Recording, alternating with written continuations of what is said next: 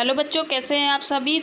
MP board result 10th-12th result के बारे में बहुत ही ज़रूरी जानकारी सामने आई है, जिसमें कि एक मीटिंग हुई थी तो उसमें एक बहुत ज़रूरी जानकारी सामने में आई है। तो उसके बारे में मैं जानकारी आप सभी को देने वाली हूँ। आई नो कि आप सभी बेसब्री से अपने रिज़ल्ट का इंतज़ार कर रहे हैं, क्योंकि ये रिज़ल्ट का टाइम चल रहा है। अभी कुछ टाइम पहले यूपी बोर्ड का रिज़ल्ट आया था, वहीं सीबीएसई वाले भी, वहीं अलग अलग बोर्ड्स के जो बच्चे हैं वो अपने रिज़ल्ट का 10th का हो चाहे 12th का हो इंतज़ार कर रहे हैं। तो इसी बीच एमपी बोर्ड रिज़ल्ट की एक इम्पोर्टेंट जानकारी आई है, तो मुझे लगा कि मुझे आप सभी को बताना चाहिए, क्योंकि थोड़ी बहुत जो भी अगर जानकारी मिलती है तो अगर उसका आपको पता लगेगा तो थोड़ा आपकी टेंशन दूर हो सकती है। तो अभी एक मीटिंग हुई थी जिसमें कि इसके बारे में एक बड़ा फैसला लिया गया है। तो चलिए पहले जानकारी मैं दे ही देती हूँ।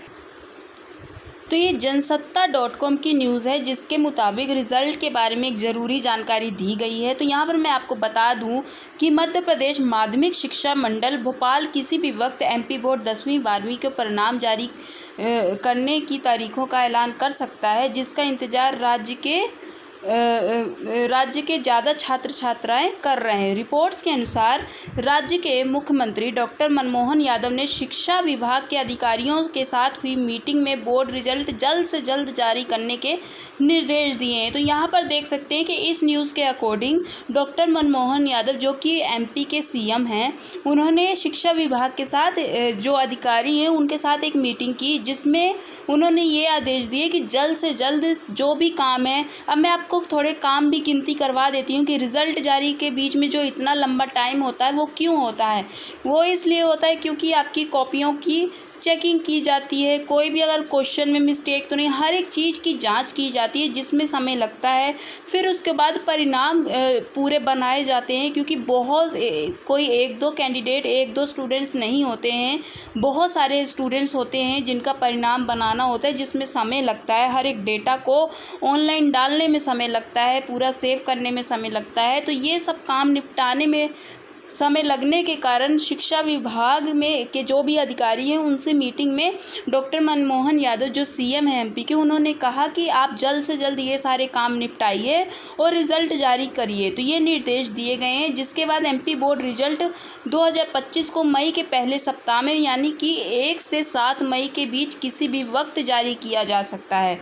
तो ये एक इम्पोर्टेंट खबर थी आप सभी के लिए कि ये जो हफ्ता अब आ गया है, आने वाला हफ्ता है, जो मई का महीना है, उसका पहला हफ्ता आपके लिए बहुत ही ज़्यादा ज़रूरी है, बहुत ही ज़्यादा इम्पोर्टेंट है, क्योंकि इसमें आपके रिज़ल्ट जारी होने के पूरे चांसेस हैं। यहाँ पर न्यूज़ के अकॉर्डिंग आप देख सकते हैं कि मैं ऐसे ही वैसे कोई भी बात नहीं बता रही हूँ, सोर्सेस न्यूज़ हर एक आपको डिटेल में दिखा के बात बता रही हूँ कि देख सकते हैं कि मीटिंग हुई, जिसमें कि बताया गया है कि मई के पहले सप्ताह में, मतलब 1 से 7 मई के बीच किसी भी दिन रिज़ल्ट जारी किया जा सकता है। और जो भी डेट होगी, जो भी अपडेट होगी, आपको इस चैनल पे ज़रूर से ज़रूर मिलेगी। आप थोड़ी सी जानकारी हासिल कर लेते हैं कि आखिर कितने कैंडिडेट्स थे जिन्होंने एग्ज़ाम दिया, और लास्ट टाइम के पासिंग मार्क्स क्या थे, कितना परसेंटेज हाईएस्ट गया था, क्या कितने % लड़के पास हुए, कितने % लड़कियाँ, ओवरऑल परसेंटेज कितना था जो लड़के लड़कियों ने पास किया। तो ये सब चीज़ों की भी जानकारी, जिससे आपको इस साल में भी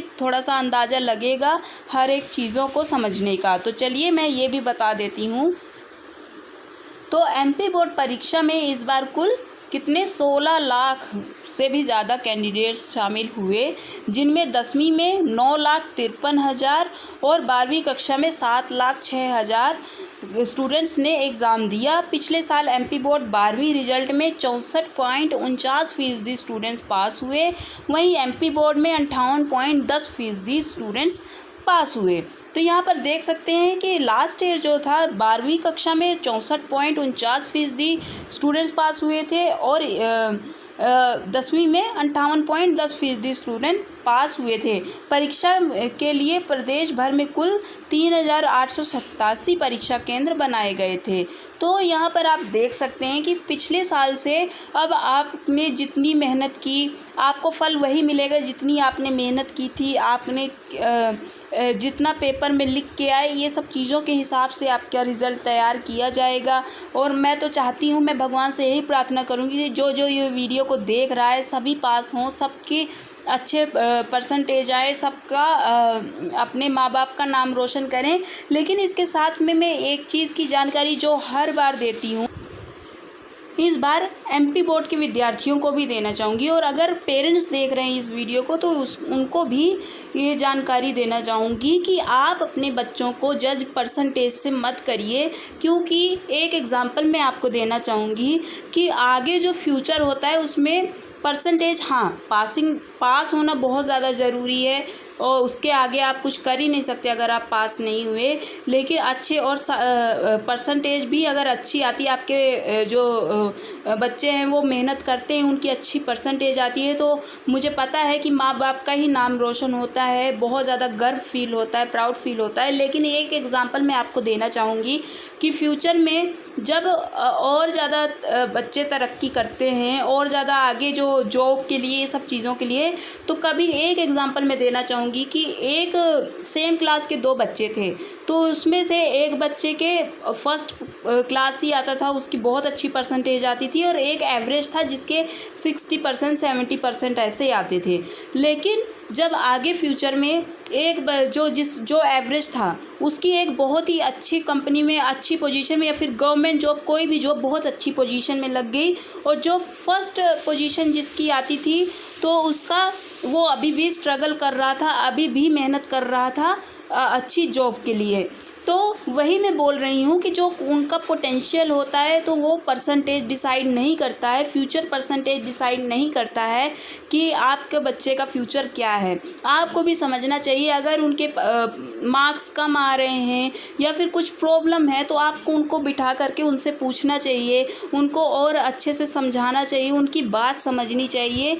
क्योंकि कभी कभी मैंने ये भी देखा है कि बच्चों के परसेंटेज माँ बाप 80% 90% एक्सपेक्ट करते हैं, लेकिन उनके परसेंटेज थोड़े बहुत कम आ जाते हैं, जिनसे बहुत ज़्यादा पेरेंट्स डिसअपॉइंट होकर के उनको डांटने लग जाते हैं या फिर बहुत ज़्यादा प्रेशराइज़ करते हैं। तो आपको ऐसा नहीं करना चाहिए, क्योंकि हो सकता है कि कुछ प्रॉब्लम रही हो सकता है कि उनका पढ़ाई में क्यों नहीं दिल लग रहा, या फिर क्या बात थी जो उनके परसेंटेज कम आए। आपको ये सब चीज़ें सोचनी चाहिए। और आगे फ्यूचर के लिए भी मैं आपको यही गाइड करूँगी कि आप अपने बच्चों को ज़बरदस्ती किसी फील्ड में मत डालिए, उनसे पूछिए कि उनको क्या पसंद है और उसके हिसाब से ही उनको बेहतर जो चॉइस है वो चूज़ करिए आप उनके लिए, जो भी उनको पसंद है। क्योंकि हो सकता है कि आप उनको ज़बरदस्ती साइंस में डाल दें, कॉमर्स में डाल दें, कहीं आगे फील्ड में डाल दें, और हो सकता है कि उनको वो चीज़ पसंद ही ना हो और आगे फ्यूचर में वो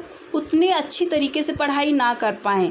तो ये सब चीज़ों को समझते हुए ही आगे फ्यूचर का भी सोचना चाहिए। बाकी ये रिज़ल्ट आने के बाद एक मैं बहुत इम्पोर्टेंट सेशन लेके आने वाली हूँ, जिसमें मैं गाइड करूँगी 10th 12th के लिए कि आगे क्या क्या उनके लिए हैं चीज़ें जो वो कर सकते हैं। बहुत सारी चीज़ें हैं, तो ये सब चीज़ों का एक गाइडेंस प्रोग्राम भी मैं लेके आने वाली हूँ। तो आप कमेंट ज़रूर करिएगा, और आप सभी को ऑल द बेस्ट मैं बोलूँगी, बेस्ट ऑफ लक बोलूँगी कि आप सभी का रिज़ल्ट बहुत अच्छा है, आप अच्छा प्रदर्शन करें, आपका बहुत बेहतरीन रिज़ल्ट आए, इसी की मैं कामना करूँगी। सो उम्मीद है कि आपको ये वीडियो पसंद आई होगी। चैनल को लाइक करिए, शेयर करिएगा इस वीडियो को, और सब्सक्राइब भी कर लीजिएगा मेरे चैनल को, ताकि मुझे भी प्रोत्साहन मिलता है इन सब चीज़ों से, और आगे आपके लिए जानकारी, इतनी मेहनत करके इतनी इन्फॉर्मेशन वगैरह लेकर हम आते हैं, तो आपसे भी हम उम्मीद करते हैं कि आप इस वीडियो को लाइक, शेयर और चैनल को सब्सक्राइब कर दें। So thank you all.